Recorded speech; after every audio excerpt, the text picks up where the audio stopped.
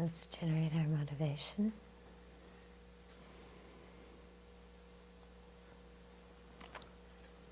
And recall that the nature of our mind, the ultimate nature of our mind, lacks any kind of inherent existence, so that we don't have any concrete, permanent personality. We aren't some kind of person with given characteristics, given problems that are who we are, that are unchangeable. That rather the ultimate nature of the mind is completely clear and pure of inherent existence. And that even on a conventional level, these defilements can be eliminated because they're based on ignorance, which misapprehends the nature of reality. So the more we understand these 2 points, the fundamental purity of the mind and the fact that the afflictions can be eliminated, the more we'll have confidence that liberation is possible, and that if we follow the path, we can attain it. So that kind of confidence gives us a lot of energy in our practice, makes the mind very optimistic and free of despair and depression.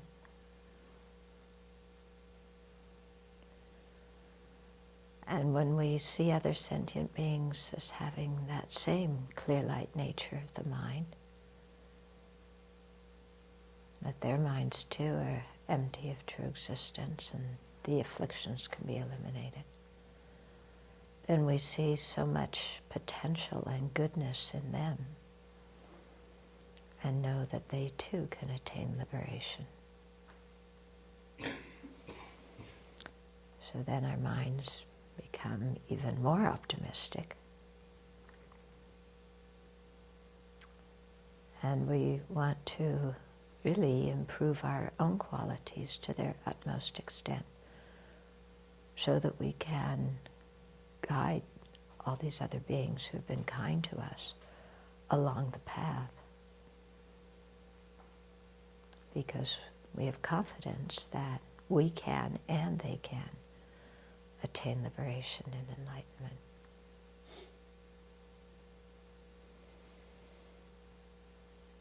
And so with that kind of joyous understanding, generate the bodhicitta.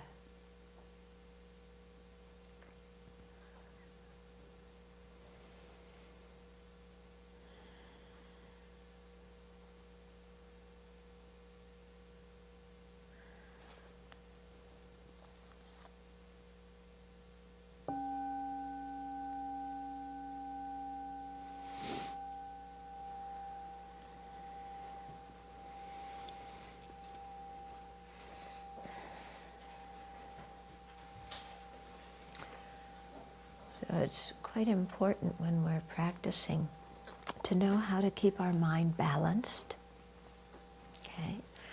So to know when the mind gets too excited, especially with the 8 worldly concerns, that we need to bring the energy down, and we do that by contemplating death and impermanence, the faults of cyclic existence, the disadvantages of self-centeredness. And that way we make the mind more sober and serious. On the other hand, if sometimes the mind loses energy and feels discouraged, or, which is a kind of laziness actually, then we need to lift the energy of the mind. And so here we contemplate the qualities of the 3 jewels. We contemplate Buddha nature. We realize, like I was just saying that the ultimate nature of our mind is pure and the afflictions are adventitious. They can be eliminated. We meditate on the kindness of others, and in that way we lift the energy of our mind and make ourselves more optimistic. So we have to learn how to deal with our own mental states. And, you know, we all write this down, every course, you know. Impermanence is the antidote, attachment, fortitude and compassion is the antidote to anger. This is the antidote, confusion, rejoicing is the antidote to arrogance, to jealousy. We write it down, but when one of these afflictions takes over our mind, we feel totally lost and we don't know what to do. And then we run to somebody and say, what's the antidote? Because we don't look in our notes. So we run to somebody, what's the antidote? They tell us, we say, oh, that's good, and then we still don't do the meditation. Yeah? We still think of some reason why we can't just bring ourselves to do the meditation. Okay? So this is something that we have to work with. And, you know, if we're going to be a doctor to our own mind, then we have to know what the antidotes are, familiarize ourselves with them, even when, you know, the corresponding afflictions are not strong, because the more we have the antidotes in our mind and have that perspective on life, the more difficult it's going to be for the afflictions to rise in the first place. And then even if the afflictions do arise, we'll have some familiarity with the antidotes. We'll know what they are. You know, we won't have to look in our notes. We won't have to call somebody. And then after we call them, we won't just say that's nice and not do it. But we'll actually pick it up and do it. And then we'll see the results for ourselves. And that gives us a tremendous amount of confidence, because then we see that, oh, you know, it is possible for me to learn how to manage my own mind. Yeah, it actually is possible. I can do it. Woo, yippee. Okay, so, you know, we've got to kind of do that and have confidence in ourselves that we can do it, and then gain more confidence by doing it. Okay? So this is quite important. Yeah. Is it on your website, the antidote of all? Yeah, I think so. Yeah. We have this one thing that I wrote out, quite a long thing, different you know. Give it to us. Begin the anger, not all of them. Oh yeah, they're all there.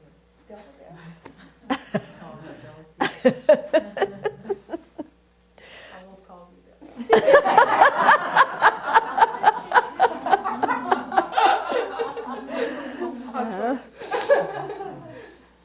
So this really brings up the importance of doing the analytical or checking meditations.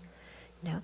And this is why His Holiness, if you've read his endorsement at the beginning of guided meditations on the stages of the path, why he says that analytical meditation is so important.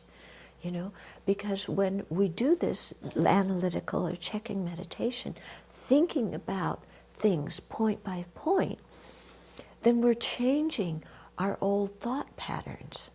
We're changing our worldview. We're familiarizing ourselves with a new approach. And so that is extremely helpful to us. So much so that His Holiness emphasizes that over doing deity practices. Because actually deity practices are to be done when you have a good foundation in the stages of the path, Lamrim meditation. Yeah. So in your practice, you know, what you take home from doing here, it's not just doing Chenrezig or Vajrasattva, it's doing all these analytic meditations on the Lamrim. It's going through your notes and making an outline of the major points that you heard, and then thinking about the teachings point by point, applying it to your life. Okay? So this is all very, very important. It's not that you listen to teachings and you remember a few things here and there, and that kind of is a background for the rest of your practice. But that should be, you notice the main points and you sit down and actively go through them in your meditation, thinking about that, actively transforming your mind. Okay? Then you can do a little bit of, Chenrezig or other deity meditation as a way to do some purification and creation of merit. Okay? But we really have to work on changing our minds through these, meditations on the stages of the path. Yeah? Because if we don't do that and we just do deity meditation, there's a big risk that deity meditation becomes feel-good meditation, because we don't understand why we're doing it. Okay? Whereas when you do the Lam Rim meditations, let's say on refuge, then when you take refuge, you know why you're taking refuge, what you're taking refuge in, what the proper attitude is for taking refuge. When you generate bodhicitta at the beginning of your practice, you'll know what bodhicitta is, what the step, how to actually generate it in your mind. Okay? Then when you do the part about purification, you'll understand about karma. You'll know the difference between a non-virtuous action and a virtuous one. You'll know what factors are necessary to have a complete non-virtue, what the 10 virtues are. You'll know the 4 opponent powers for purification, and you'll do them. Okay? So in order to really understand all these steps in the deity meditation, you need the Lam Rim as a background. Okay? When you, in the 7 limb prayer, when you're doing offerings, then you'll understand, well, why am I doing these to start with? Yeah, why am I visualizing all these offerings, Kind of will understand it. Okay? The same thing, when we request the teacher for teachings, when we request the Buddhas to stay and guide us, to other limbs in the 7 limb prayer, we'll understand why we do that. Our whole topic yesterday about the preciousness of the Dharma in this world and not taking it for granted and being responsible for it, having contemplated that deeply, then, that informs when we make those requests. Okay? So, and similarly, when we do the requesting prayer to Chenrezig, we'll know what to actually expect from it. We won't just be taking out God and inserting Chenrezig, and thinking now Chenrezig is going to save me without me doing anything. But we'll really understand what the relationship with Chenrezig is. Okay? So, I really encourage you, when you go home, continue doing what you've been doing here. It's not that you do one thing here and forget about it when you leave. Like I said at the beginning, what you're learning here is just the kind of the basics for a week of boot camp, and then you take it home and you really elaborate on it and practice it and develop it. Okay? Now, if you didn't take notes during the talks, everything's going to be on the web. You can listen to it again and take notes. What an idea! Yeah. And there's tons of teachings on the Lam Rim on the web. And there's a lot of written material. Okay? So there's no lack of stuff, material for you to use as resources in your practice. And then, if you're able to go to Dharma teachings Thursday night, or if you live near a Dharma center, go to your local Dharma center. Yeah? And so, or develop a sitting group, have some people that you practice with. Kathleen, maybe you tell them about your what you did with Bobby about your practice. Yeah, do that now. A long time ago when I was at Cloud Mountain and there was only a couple of us there from Portland, most of the people were from Seattle and Canada, I met Bob Wilson, who was also from Portland. So when we left the retreat, we wanted to continue meditating, but we both had very busy, crazy lives. And we lived far across town from each other, so I said, well, I'm not driving again to do another thing, I just can't. And Bob said, well, let's do telephone sangha. I said, well, what's that? And he said, well, we'll just call each other and we'll take refuge. Then we set the phone down and we meditate for a half hour, pick it up, dedicate, and we stay in our own houses. So Bob and I did this for about 6 or 7 years, two to three times a week. And because he was waiting, I would keep the commitment. And at the time I was a director in the office, so I'd just say I have an appointment from 1 to 1:30, which I did with the Buddha and Bob. And it helped my work a lot, so I felt justified in doing it. And I would just close my door and we would do that. And it really kept me going. So I really encourage you to find someone who will do this with you, like every Tuesday, Thursday, every Monday, Wednesday. You do it from 12 to 12:30 on lunch hour. And it just because the other person is there, you won't talk yourself out of it. That's the key. Yeah. It really works. Yeah. So it's real important when you go home to keep up a schedule. And you're in a rhythm now, okay?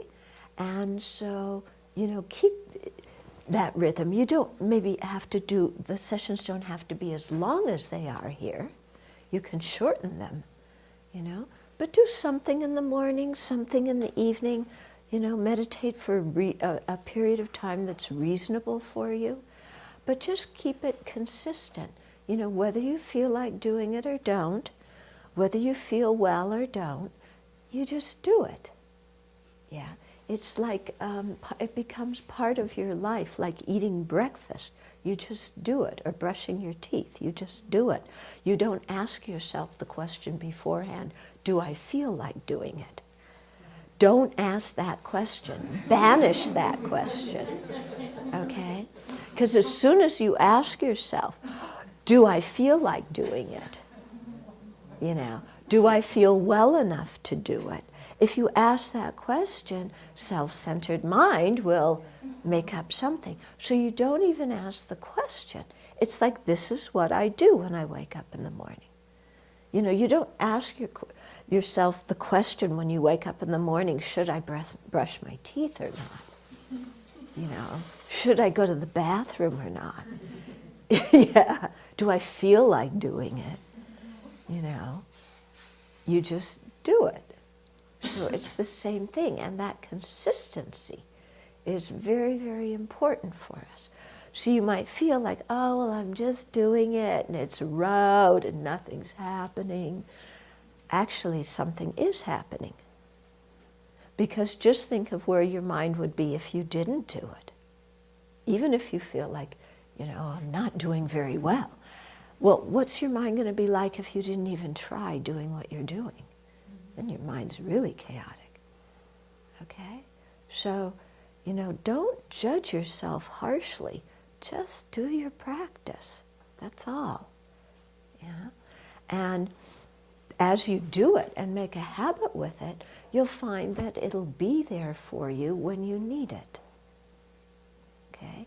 And you'll be able to turn your mind to your practice, and it'll become a real refuge for you.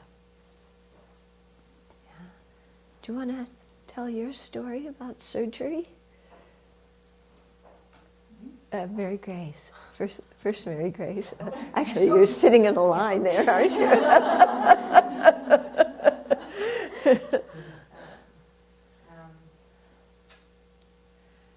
was 3 years ago. Actually, 3 years ago, Ross and I came by here. I was reflecting on that. It was the 4th of July, and you did the Shanti Deva prayer at the table. I still laugh about that. Star Spangled Banner. I had a tumor in my brain, and I had to have it removed surgically.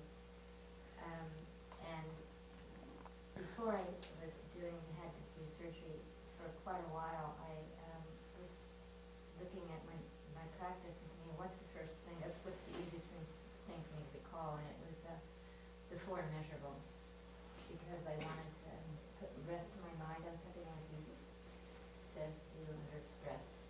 That was a good practice time. And I was told, you'd be under anesthesia and you won't remember anything. Good thing.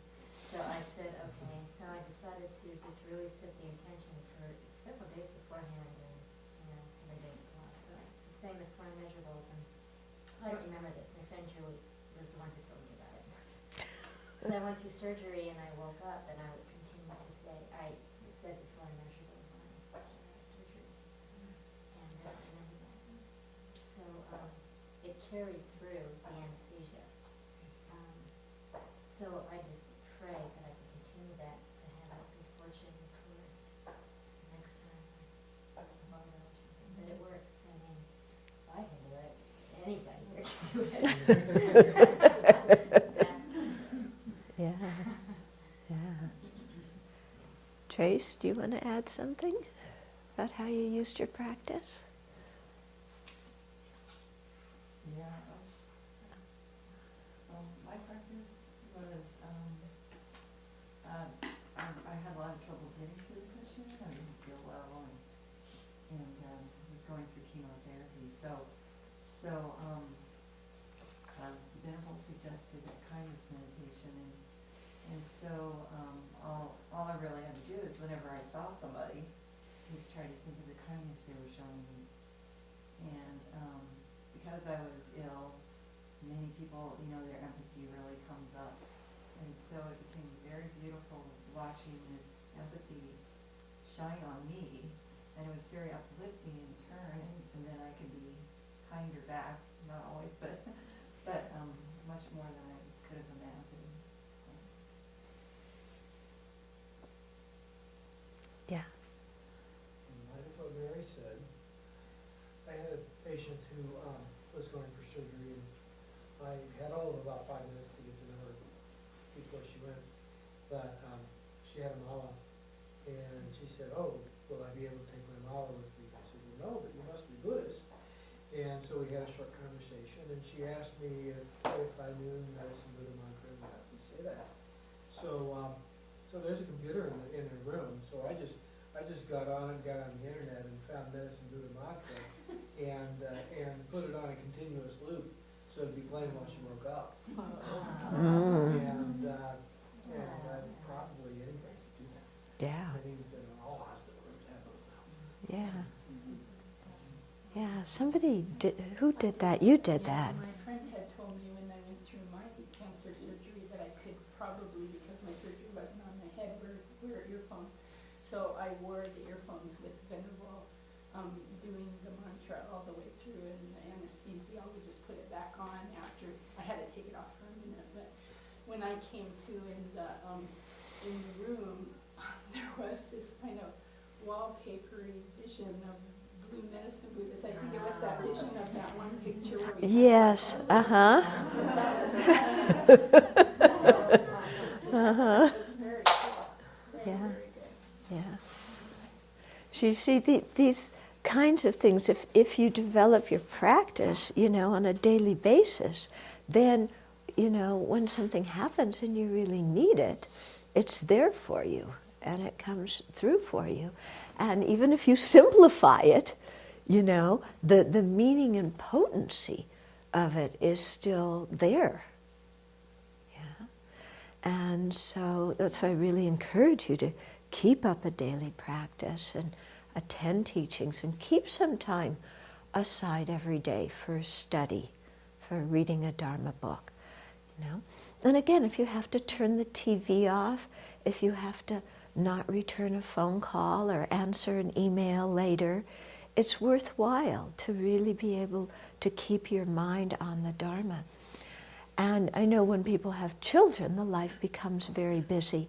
But I think even with kids, it's so beneficial to have that quiet time, and for your kids to grow up seeing, oh, mommy and daddy can sit quietly and mommy and daddy have a quiet time.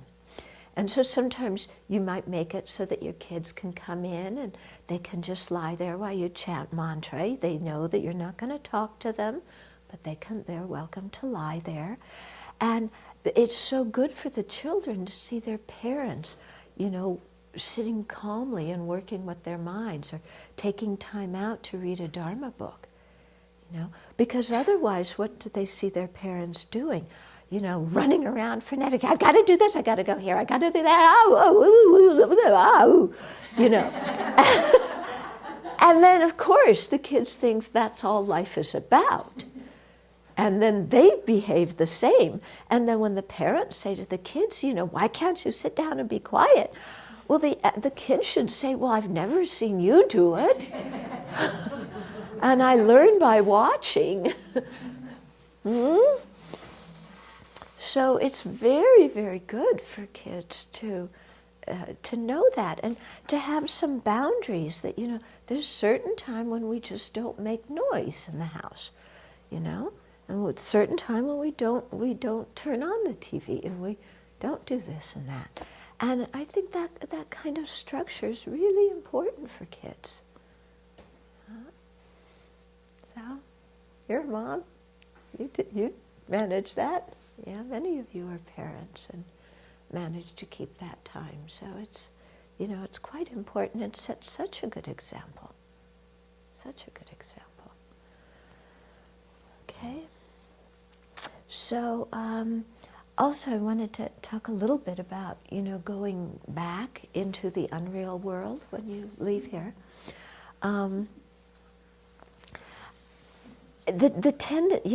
get in your car and turn on the radio. Okay?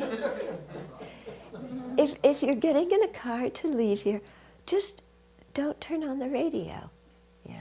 If you're driving away with somebody else in the retreat, talk about the Dharma, sit quietly, say mantra. Okay? When you get home, you have the good energy going, do some sitting this evening. Yeah? Wake up tomorrow morning and sit.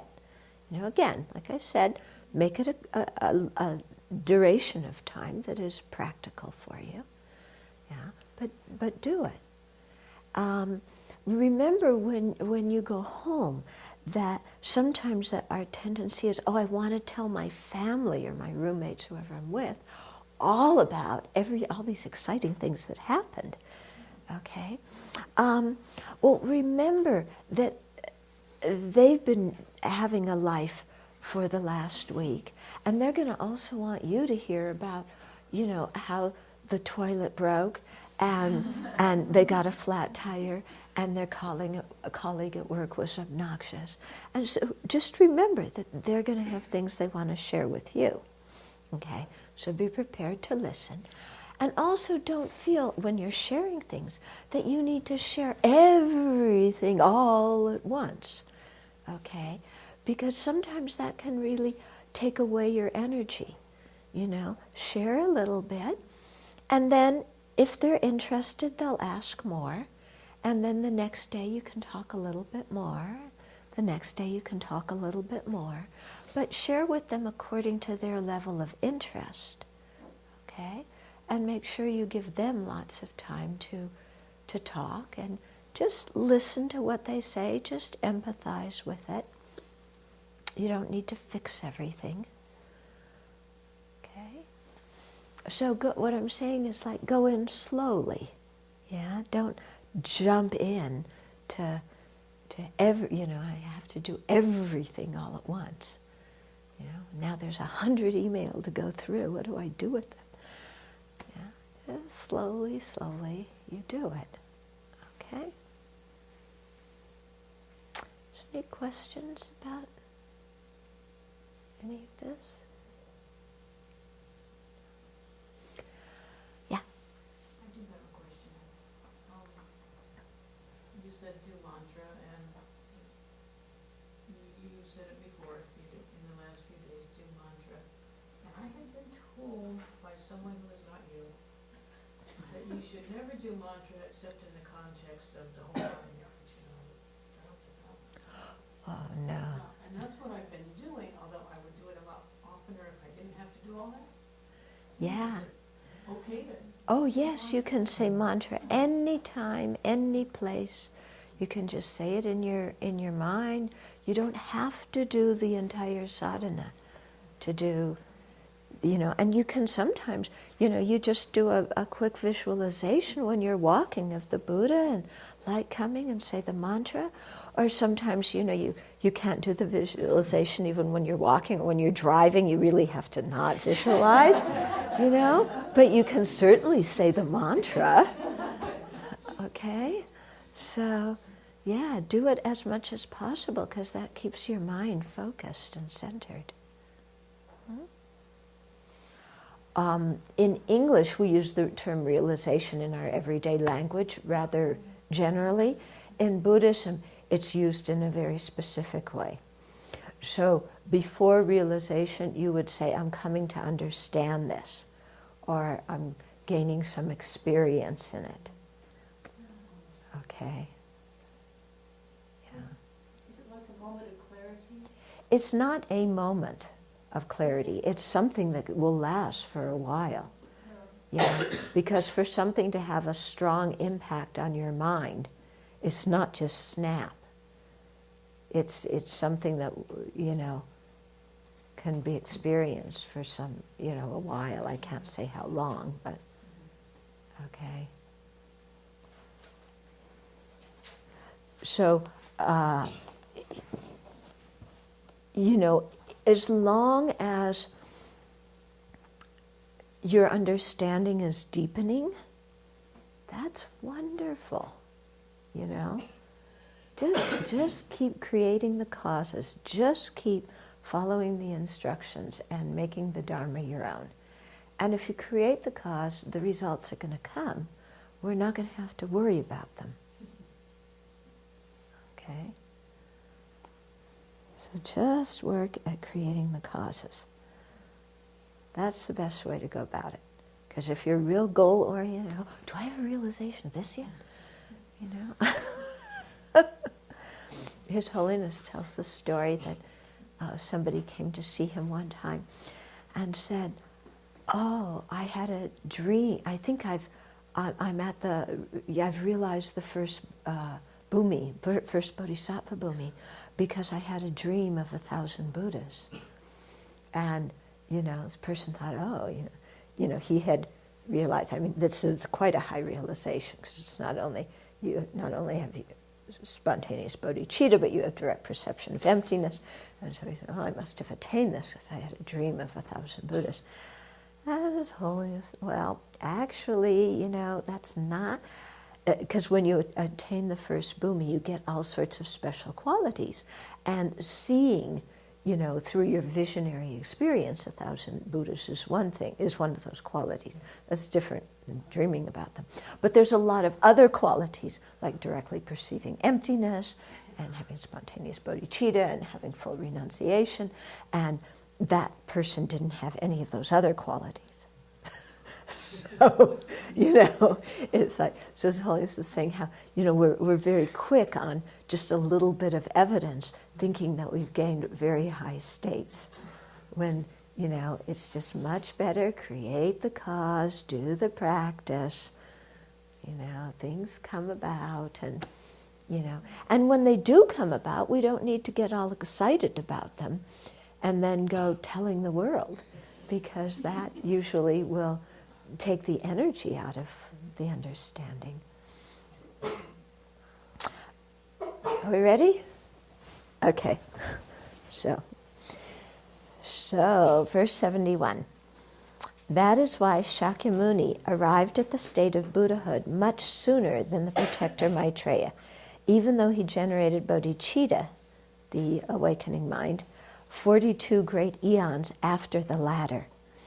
Okay, so why is it, so Shakyamuni Buddha generated bodhicitta 42 eons after Maitreya, and yet he became a Buddha first, prior to Maitreya doing it, and that is because of the extent of the great compassion that he had generated. okay, that was so strong that when he generated bodhicitta, it became even stronger. And you, O mind of compassion, are the kindness that assumes the burden of an inner tutor, urgently inciting us, strive towards the threefold goal of perfecting, ripening, and purifying. So the mind of compassion, okay, is a mind of kindness, and so that becomes like our inner spiritual mentor. Our compassion for sentient beings is continually encouraging us. You know, here it's put, strive for the threefold goal, okay? But, you know, try to become enlightened, create the causes for enlightenment. Do your practice, you know. Don't get bent out of shape when somebody criticizes you. So the mind of compassion becomes like this mind inside of us that is encouraging us and giving us instructions and feeding the rest of our practice. And so here, it's urgently, so not laid back like, oh, take your time, there's a few more eons, it's no problem, they can suffer in the meantime. No, great compassion doesn't leave it like that. It's, you know, strive towards the threefold goal of perfecting, ripening, and purifying. Okay, so perfecting refers to perfecting the aspiration and the kind of like strong determination, may the welfare of others be effortlessly established. So really working at perfecting that aspiration, you know, to work for the benefit of others, and may I bring about the well-being of others effortlessly. Okay, so, you know, trying to make that a very strong intention. Then ripening refers to ripening sentient beings by eliminating any factors that impede their spiritual progress. So we come across this expression of ripening the mind or maturing the mind, ripening sentient beings. When sentient beings are ripe, when they're mature, then certain things happen. So what this means is that when sentient beings have done some purification, so that, you know, some of the very strong karmas that would impede gaining understandings of topics, when those karmas have been subdued or purified to some extent, when certain bad habits, you know, that sentient being has been subdued, like maybe if they have a lot of doubt, they have a lot of wrong views, they have a lot of resistance, so that those things need to be subdued, and by their being subdued and the person accumulating merit, then their mind becomes ripe and fertile, so that then when they hear teachings, then when they do practice, things start clicking. Okay? So that's why they say, you know, if we ever feel really stuck in our practice, like we're not getting anywhere, then do more purification practices. Emphasize the 35 Buddhas. Do more Vajrasattva, the 4 opponent powers. Okay? And create more merit. Do more mandala offerings. Do all the visualizations of making offerings in a very complete way. Make offerings yourself with a good intention. Okay? So these kinds of things help to purify and ripen the mind. And then purifying refers to both the inner purification of the mind, purification of the karma, you know. So at the beginning we purify the karma by, you know, reciting the Buddha's names, reciting mantras, making offerings, offering service, and so forth. Okay? Later on, when, you know, we can really meditate on emptiness well, or even now, even though we can't meditate on emptiness really well, just somewhat, we also meditate on emptiness as purification, because that's the most powerful purification. So that's part of the inner purification. And then there's the outer purification of developing a Buddha land, because all the Buddhas perfect a place in which they will become enlightened. So, of course, this place is not, it's a manifestation of their realizations, okay? But they have to work on emanating this, and then, you know, inviting other sentient beings to enter. So when we're doing the Amitabha practice, when we're saying Amitabha's, 48 vows will be our liberation, and the 9 lotus stages will reach the farthest shore. Amitabha created a Pure Land due to his vows, and one was to create a Pure Land where even ordinary beings who hadn't, realized emptiness could be reborn. And so that was his special kindness, to take ordinary sentient beings. Because some of the Pure Lands, they're really gated communities. You have to have realizations of emptiness, to be reborn there. So Amitabha was very compassionate and created that, And so there's a series of 9 lotuses, and depending upon how mature, how ripe your mind is, if you're born there, you can be born in a lotus that opens quickly or a lotus that takes a while to open. Okay? Depending upon, how much merit you've accumulated, the depth of your understanding, your purification, and so forth. Okay, so the mind of compassion urges us to do these practices of perfecting, ripening, and purifying, because they're all really important for becoming Buddhas. Okay, then verse 73, the activities of the conqueror's children, that refers to the bodhisattvas. The activity of the conqueror's children, the pure thought of compassion that takes up the burden of others' welfare. It is difficult for the minds of ordinary beings to fathom. Okay? And so it's true, when we think a little bit what it must be like to have the mind of a bodhisattva, that takes up the burden. Another way, instead of burden, you can say the commitment, the responsibility, the determination to work for the welfare of others. So the mind that voluntarily takes that up, that doesn't feel, burdened or overwhelmed by it or discouraged by it, but instead feels very enthusiastic about working for the benefit of sentient beings, no matter how sentient beings treat them. That kind of mind is difficult for us ordinary beings to grok, isn't it? It's really hard to fathom what a mind like that would be. But I find it very helpful, and this is part of what we're supposed to be doing when we do the visualization meditations, is think about what it would be like to have that kind of mind. So instead of staying stuck in the vision of, I'm just this person who wakes up in a bad mood. I'm just this person who vents my hostility on whoever's around me. I'm just this person who withdraws every time somebody looks at me cross-eyed. I'm this person who has so much greed that, it's unbearable. I'm this person who, blah, blah, blah. Instead of reciting that kind of rubbish to ourselves, okay, to imagine in our meditation, what does it feel like to be a bodhisattva? What would it feel like to have so much compassion for ourselves that we aren't at all interested in cyclic existence?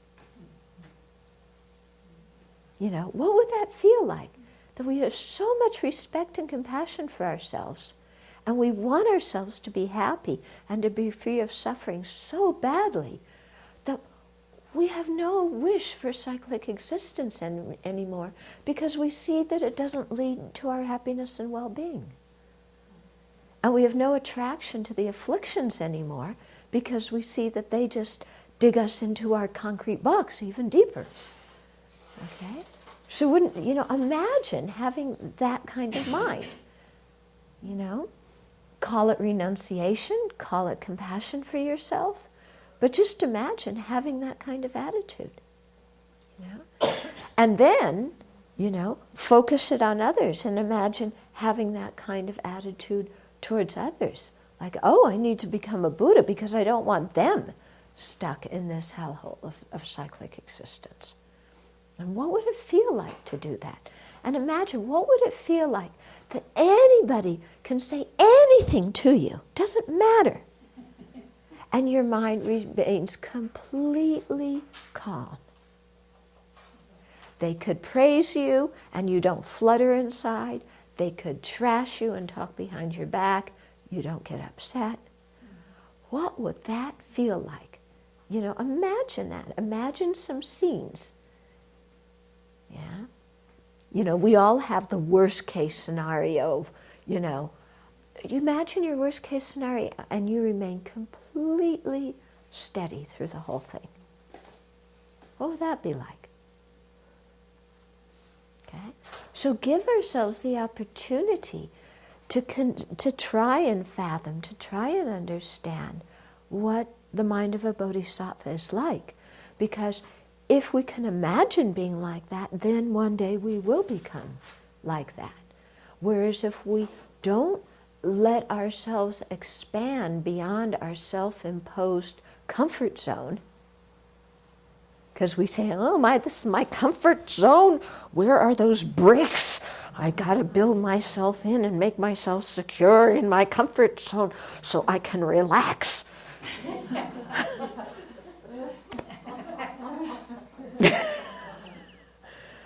You know? So instead of playing out those things, just, okay, what would it be like to just stretch a little bit beyond my comfort zone? Let's just imagine.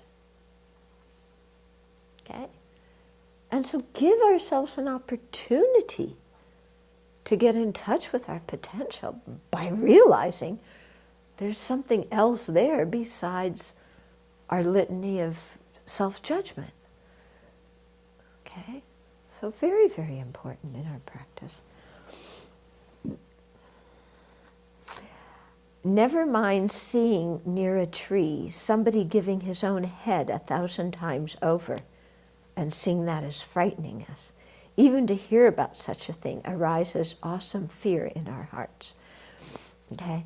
So this obviously refers to some story. I don't know what the story is about some bodhisattva giving their own head 1,000 times over.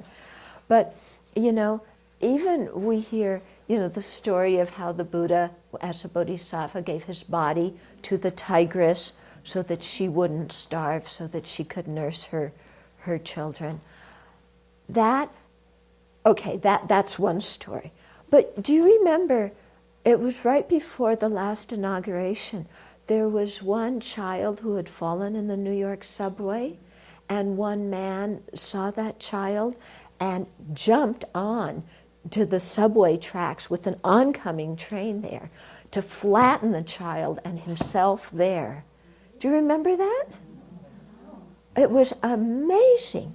And he had 2 children of his own on the platform, but he saw this child there, and he just went automatically and did that. The train went right over both of them, and he saved the child. Wow. Yeah. I mean, that's something that happened 1.5 years ago. And he was invited to the inauguration or something. He was invited to something after that. But, you know, I mean, I just went, oh my goodness. And he just did it spontaneously. He didn't think.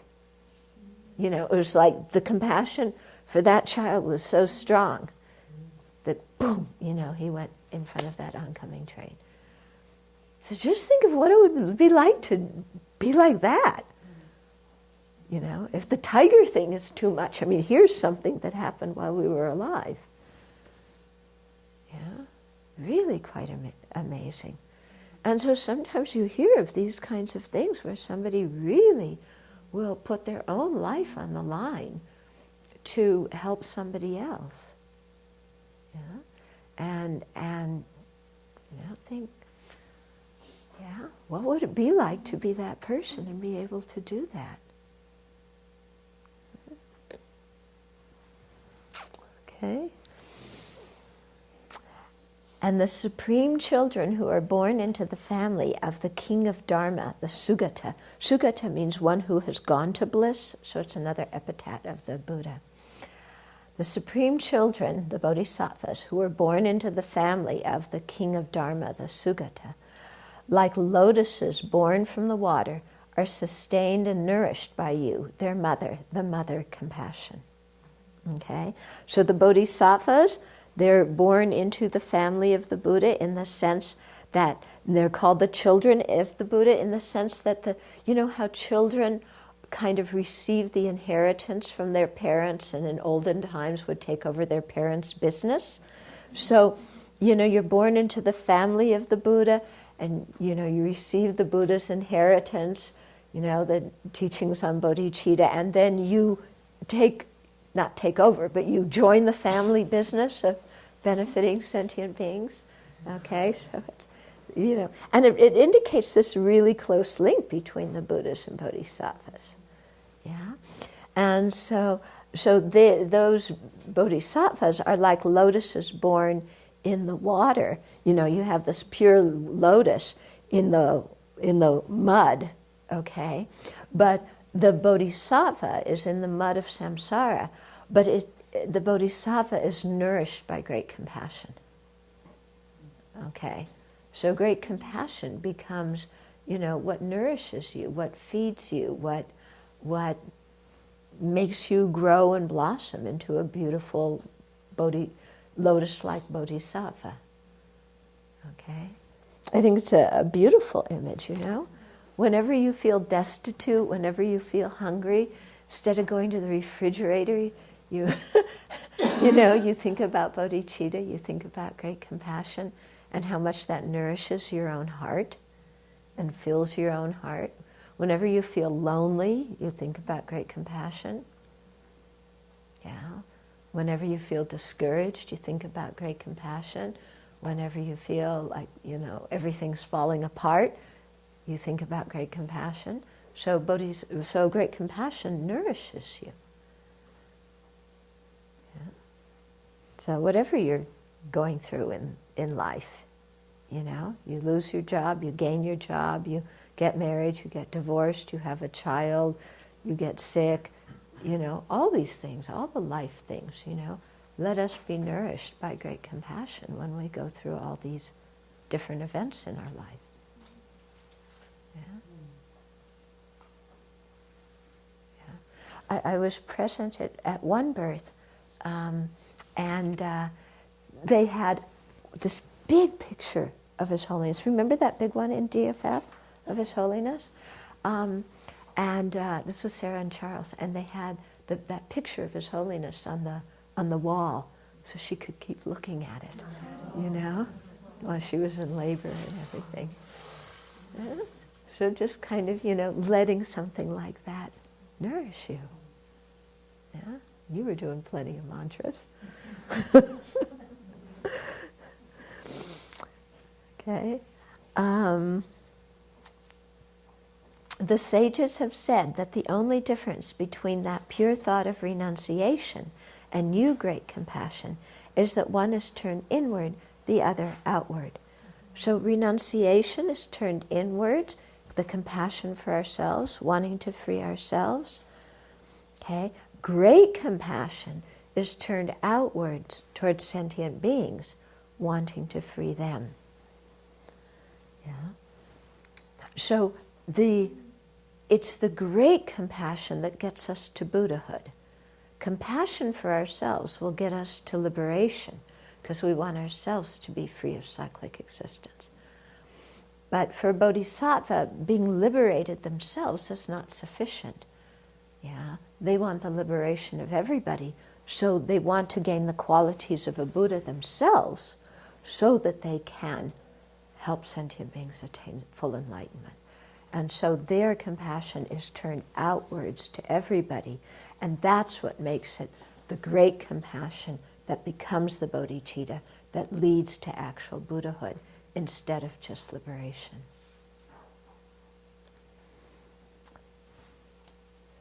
So we talked about renunciation, which is the motivation for taking refuge in precepts. We talked about bodhicitta, which is what we're developing to do the aspiring bodhicitta and take the bodhisattva vows.